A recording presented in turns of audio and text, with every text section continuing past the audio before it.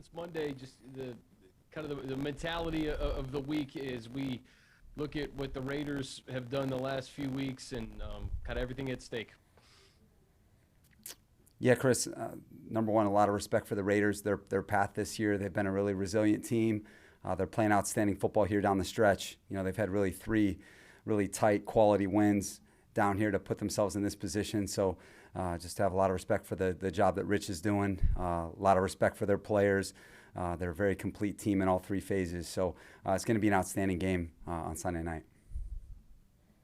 Coach, Hunter Renfrow has played really good football since really Thanksgiving. I think he has 500 receiving yards, 3 touchdowns. What kind of challenges does he present to your defense? Yeah, Hunter's having a fantastic season. He's having a fantastic career. This guy is one of the premium inside receivers in the National Football League. He's a very complete football player. Obviously can return as well, but does a lot of things for them. Blocking, receiving. He's a real weapon for them, and tremendous player, and definitely one of the biggest reasons for their success this season. Thanks, Coach. Thank you. Hopper. Hey, Brandon. Hey, Daniel. The Raiders have only given up 47 points over this 3-game winning streak they've had. Seems like they've stopped the run pretty well against some pretty good rushing teams. But just what have you seen from them defensively over this winning streak here? Yeah, their front seven has played extremely well. It's definitely a strength of their team, if not one of the biggest strengths of their team. Max and Yannick coming off the edge, Jefferson, Philon, Solomon Thomas, those guys are outstanding. And Denzel Perriman's having a tremendous season for them. Divine Diablo, Corey Littleton, Nick Kwiatkowski, who I coached in Chicago. They have a very quality group. KJ Wright, I'm not going to live out KJ. KJ, one of the great linebackers of the last 10 years. Him and Bobby being a tandem for so long. But their front seven has really controlled the line of scrimmage, and that's where it started. And that's given them a lot of opportunities to rush the passer, which is one of their strengths is how they rush. And they've got some very good pressure packages as well. So their defense has definitely been a huge reason for their success the second half of the season. And then just going back to that Week 4 game Monday night, when you're game planning this week, do you start from scratch with the game plan, or are there things that you can take from that first game and to implement this week as you're preparing? Yeah, good question, Daniel. I think you go back. There's so many games that have happened between then and now. I think you just go back to see what was similar to who they are now. And if there is, then maybe you can make some comparisons, and maybe there's some things that you can activate in the plan. But both teams are so different. I think that it's going to be a different ball game, a different plan of attack. But I definitely think you can go back from a matchup standpoint and see how they were using some of their guys, and if those themes have stayed the same or have they changed between that space in between. And again, I think it's going to come down to who executes better on Sunday. And then just looking at some of the guys on your roster, a lot of guys are having career seasons, whether, Mike Williams, Austin Eckler, defensively you can talk about Kaiser, Chenna, Justin Jones, sort of go down the list. The fact that you've seen that improvement from so many guys, what do you think that says about your coaching staff? I think it says a lot, Daniel, about this entire organization. I think that it says a lot, number one, about the players.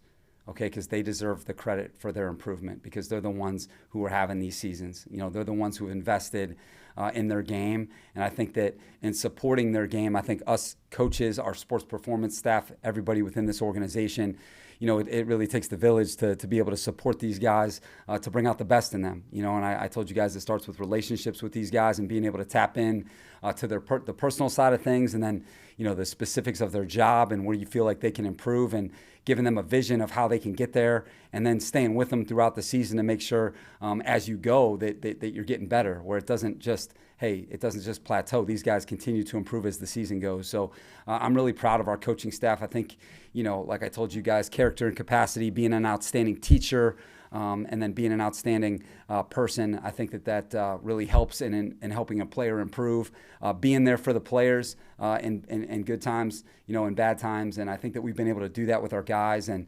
I'm really proud of the guys that you mentioned and a lot more, because that's what it really is about for us is allowing these guys to be as good as they can be. Thank you. Thank you. Fernando. Hey, Brandon. How do you feel like Derek Carr's progressed through the season? Yeah, I think Derek has been a model of consistency. I think he's been a real rock for that football team. I think that they were in that juncture, probably in the middle part of the season where things could have gone a couple different ways for that football team. But I think he was able to stay steady. As I said, the first time we played him, I've played this guy several times, and he's one of the premium passers in the league, and I think that he's demonstrated that once again. He's got one of the quickest releases in the game. He's very accurate, super sharp at the line of scrimmage, super sharp post snap. There's not very many things that he hasn't seen. And then he's been a clutch player for them this year, and a big, no bigger example than the last couple weeks, Indianapolis, Cleveland, being able to bring them back at the end of the game. So he's having an outstanding season for them, and definitely has our full respect. And then with Corey Linsley and Drew Tranquil, do you expect them to, or what's an update on them? Yeah, I think that they'll both be in the walkthroughs today, and I think that I know that Drew's going to be out there an individual. I think in a limited capacity, and Corey, we're just going to be sort of careful with him at the beginning of the week and kind of listen to his body as it goes. And then anybody, or is Jared Cook coming off the COVID list yet? Yes, sir, Fernando. Jared came off the COVID list this morning. Thank you, Brandon. Thank you. Cam. Hey, Coach. Cam. How much better, looking back at the matchup in Week 4 with the Raiders, how much better of a team are you guys than you guys were in that Week 4 matchup? Yeah, Cam, I think we're just a lot more certain of who we are as a team. I feel like there's so much that's happened in between that we've learned from. So many experiences, wins, losses, injuries, COVID. There's so many things that have transpired that have made our team a better team, a more connected team, a more complete team. And so I think that that's always your quest as a coach, is to find your best football at the end. And hopefully we can say that here. Again, just excited about getting after this week of preparation with our guys, because that's been the thing that I've been, so pleased with our operation here. It's just the way we've prepared each and every week. Obviously, Coach, with the 18th game, this is a unique week in a sense, and then what you guys are playing for. Does this feel kind of odd, if you will? Or what's your focus? Just another opportunity to show what you guys can do? What's your focus for the team this week? It feels the same for me, because every game I feel the same way. I feel that level of intensity, that level of focus, that level of detail that it requires, because when this means everything in the world to you, every single game you play, then this game's not going to mean more than the next. They all mean everything to me as a competitor, and that's the type of mindset that I want to create around here, is where every game brings out the best in you, because it's an opportunity to showcase who you are as a competitor. And so the fact that there's a lot at stake now, we just got to play our game. We got to focus on our execution, our energy, and playing our brand of football. And, it's going to be a whale of a game. The storylines, as you mentioned, they're all there. But the real storyline for us is just competing to the best of our ability. Thanks, Coach. Thank you. Dennis. Coach Staley, how are you? Hi, Dennis. I'm doing great, thanks. Good. How much do you think field position and special teams will play a part in this game? Dennis, always critical. Field position and the specialists, and being able to not only control the vertical field position, but make sure your ball security, that side of things is also at a premium. And I think that in tight games like this, all three phases are going to matter a lot. And we've got full respect for them. They have outstanding specialists and return men. So it's going to require a great week of preparation for all those people that I mentioned. Your defense got out to Derek pretty good in that first game. Do you expect more pressure, to put more pressure on him? Well, I mean, I certainly felt like we played, a pretty complete game in the first time. They're a really difficult cover. They were coming into that game number one offense in the NFL, and they were lighting it up. And, in our game, I think they showed in that second half exactly the type of offense that they're capable of being. I think that, the way they played in that second half, I mean, they really got hot there. Were able to get a couple third down red area touchdowns and make that a really tight game. And, I mean, all the way to the very end, I mean, they They can challenge you in so many different ways, running and passing. They just have a lot of outstanding weapons. Jacobs running the football at such a high level. The 3 tight ends. Darren coming back, who's one of the top players in the league. Foster Moreau, who we have a lot of respect for. And then you talk about their receiving core that's really come together. And I think that, that obviously, like I said, a premium quarterback throwing it. And I think they've really found consistency in their offensive line. And I think that has been a real strength of theirs here in the second half of the season. They've been playing with the same offensive linemen, and those guys are really getting a feel for one another. So, they're a really good team. There's a reason why they're 9-7 and playing for a playoff berth is because they have an outstanding team in all 3 phases. Last question I wanted to ask is, I know it's how difficult is it to beat a team twice, especially a division rival, and how do you guys master intensity going up there?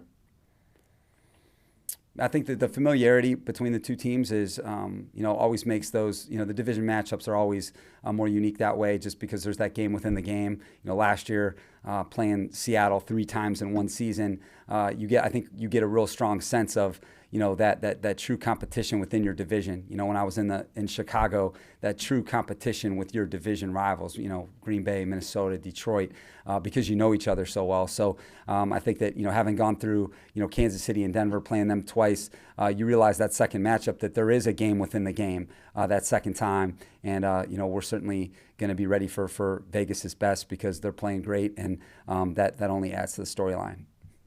Thank you, Coach. Thank you. Joe Reedy. Brandon, how much have you seen Vegas's offense, evolve or change since the coaching change from Gruden? Did they keep a lot of the same concepts, or how much has it evolved?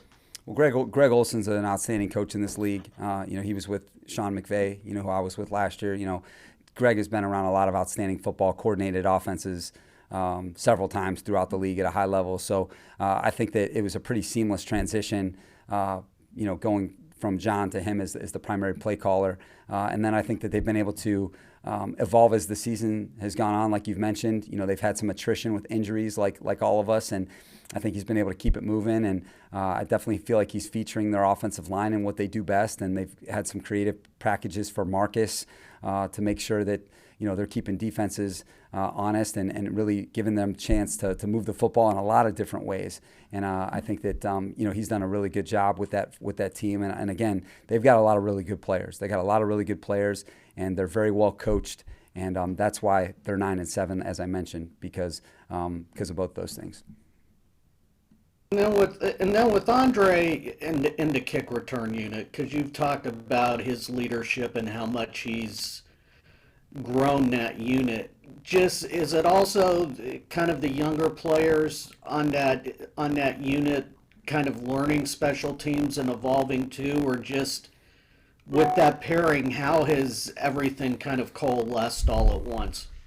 Yeah, Joe, I think combination of factors, like you said. I think a big part of the kicking game, if you guys really pay attention to like all 22, and let's just say you studied like Nick Neiman and like the positions that he's played on the punt team, for instance. He's played a couple different positions. And that's kind of how special teams is you're trying to get the best combination of players out there. And sometimes your job can change. You may be the right wing on punt at one time, then you go to personal protector. Hey, this week, I need you at left tackle. And so what I think as a young player is you get a feel for those positional changes and what it takes at those different spots. And that's how special teams is. And I think then you get that feel for, hey, my technique. Then I get a feel for how these teams are playing me. And I think that when you're a young player, all that's happening rapidly, and I think that all those guys that we had some tough lessons at the beginning of the season, like you guys are all aware of, I think those guys just really got more comfortable within their different roles, their fundamentals, our scheme, the scheme on the other side, and those matchups every week. And I think that we've done a really good job coaching them. And then our young guys have really done a good job of improving. And I think that, Dre, what he's done is he's provided that spark, that true producer that we can look to as an example, and that can also help cultivate the culture of our special teams and help some guys along the way create more depth within our units. And I think that's what we're trying to do here so that we can finish the season strong. And then just last thing for me, just adding Dustin, how much has that helped your kick coverage unit too in terms of field position? And because it seems like you guys are going more for the kicking out of the end zone and the touchback, maybe compared to the beginning of the year.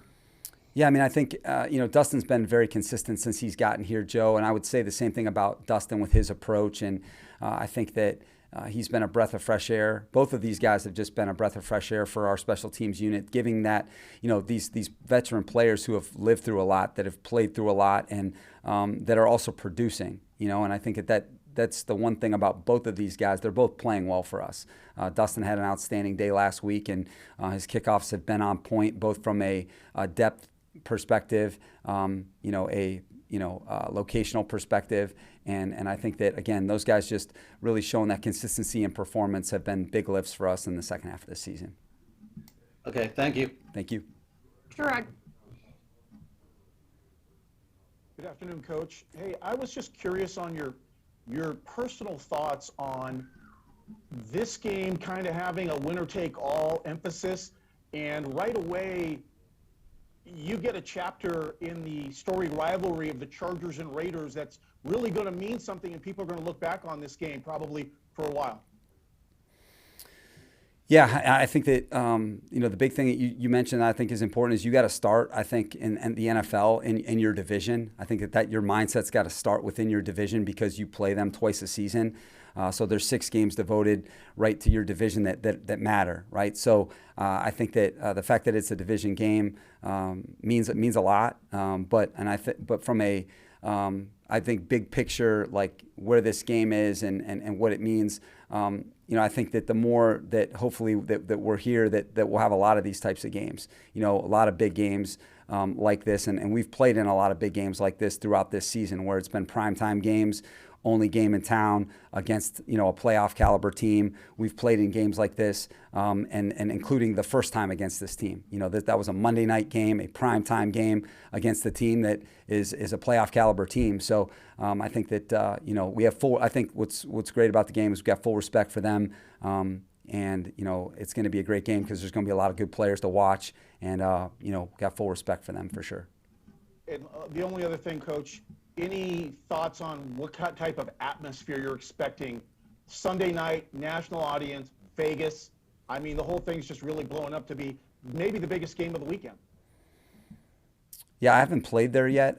Some of the other coaches on our staff have, but I know that it's, from what I understand, it's an incredible environment. I know that listen to some of the TV copies. I mean, it's loud. It's a place that gets loud, dome and all that. So, the Raiders fans are one of the best fan bases in the NFL. So, we're hoping, that the entire country is watching this game because there's a lot. Like I said, these are 2 really good teams with a lot of good players in it, and it's going to be really good for the NFL. And we're excited to compete in it for sure. Thank you, Brandon. Thank you. Last 2. Jeff Miller. Hey, Brandon. Hey, Jeff. After the first game, Joey basically said he thought you guys shook up Carr. He was kind of curling into a ball by the end of the game. We're going to make a big deal out of that. Does any of those comments mean anything this weekend? I don't think they mean anything. I know Joey's got full respect for Derek Carr. I mean, I think that Joey, again, these guys talk 10 minutes after a game, and he's just saying that, hey, like we rushed well today. Like, hey, we played well as a team today. And I think it was more than that. It was just being proud of the way we rushed. And, some good things happened for us. But I don't think it's anything personal that way. And, again, our team has got full respect for Derek and the type of competitor that he is and the type of season that he's having for sure. And Brandon, what can you see this game not ending up any other way than coming down to the last possession? It just seems like it's going to be one of those games. It's going to come down to who has the ball last kind of thing. Yeah, most games between premium teams are that way, Jeff. I've talked about that extensively. As you guys know, is that when you play the very best people that you're going to face, it normally ends up that way. So we're ready for that type of ball game. We expect it to be that type of ball game because they're really good, and that's why we got to prepare for it. All right, thank you. Thank you. And Gilbert. Hey, Brandon, I also have some Joey Bosa questions. It seems like when somebody gets him mad, he tends to play well. Is that something you've noticed in your time with him? I'm sure that's probably a little bit coincidental, but I think you'd have to ask Joey more on that. what I want is I want Joey to play well all the time, regardless of the circumstance. And I think that as a competitor, there's always going to be that time where something happens to trigger your intensity a little bit. That happens. That's natural. It's part of competition. And if that elevates his performance, then I'm glad, because that's what great competitors do, is when someone elevates that level of intensity, then you respond to it. And I think that you got to be willing to go nose to nose with that reality. And if that's the truth with Joey, then I'm excited about that. And Brandon, one more question. When it comes to Joey Bosa, obviously a proven player, a star player, but for him, what are some of the little things that we kind of maybe not talk about as much that he does so well? Well, he's got really good instincts. You've heard me talk about Justin Herbert's instincts, but Joey's got really good instincts as a rusher. He's got outstanding feel for the person blocking him and the feel of the depth of the quarterback, the rhythm and timing of the play. And so I think, he has really, really good instincts. He can really see and feel, the set and the type of, pass that's happening. And I think that, the big time rushers that I've been a part of, whether it's, AD, Vaughn, Khalil, Leonard, Bradley, some of these guys that are high level rushers, they have rare instincts. And I think that's really stood out to me about him.